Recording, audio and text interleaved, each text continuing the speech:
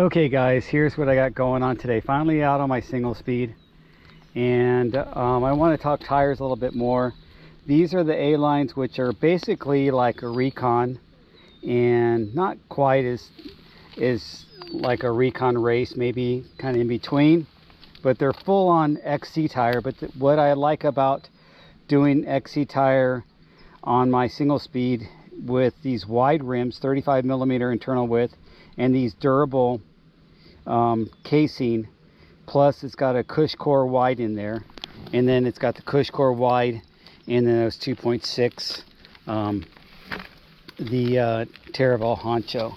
So I kind of think of it like this, and you guys, you know, everybody has their opinion, and like I said, your trails, your bike's going to come with tires that may not be appropriate for your trails, may be appropriate, who knows, but it's a 50-50 chance, like I said before. And when you pick out tires, you're kind of teetering between the tires that are going to be easier to pedal, or the tires that are going to provide you more traction. You can't have both. And it's kind of my point. There's no Goldilocks tire, as much as every tire manufacturer tells you, oh, it rolls fast, and it's a downhill tire or enduro tire is not going to roll as fast as an XC tire. It's too heavily lugged. It's got too much casing. Although I have the durable casing on this one, it's still not, it's probably about the thickness of the XO Plus. It's not quite, it's definitely not a double down, and it's definitely not a downhill casing. It's right there on the XO Plus side. So you guys that know your tire casings, when you geek out like me on bike tires and spend hours looking up bike tire specs on the internet, choosing which tires will work best for you, or you just go into the bike shop and ask them, you know, hey, what's the best tire for the local trails? And for the most part, they'll probably give you some good advice.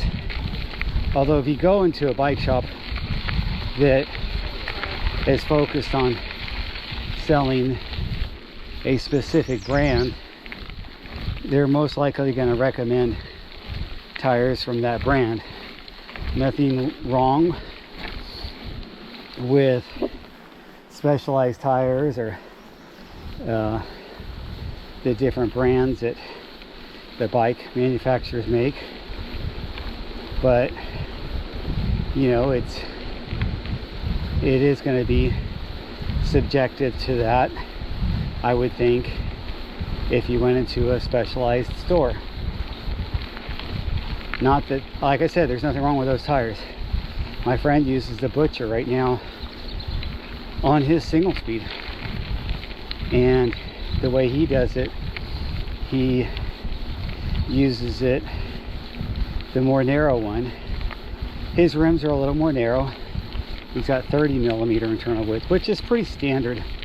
I would say 9 out of 10 guys have 30 millimeter internal width rims, but there's probably some old school guys that have some 26, 27, or like me that have 35 and 40s too.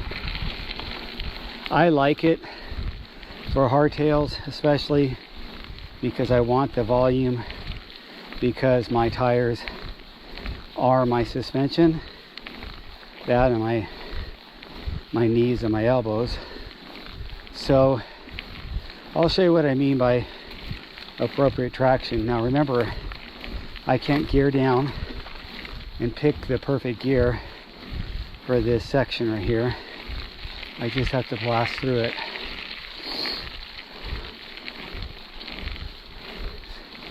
Hello. So, oh, by the way, I took the bell off so you guys wouldn't be annoyed by that. It annoys me too, especially with this bike where I have the luxury of having my silent Onyx hub. So I'm going to just plow through this part, show it to you, and then after that I'll be gassed. Hello. With this part, you get a little bit of water crossing as you go into it. But since you're going over these dry rocks, it doesn't really matter that your tires are wet. Some of you guys East Coast have to deal with water crossing and wet rocks.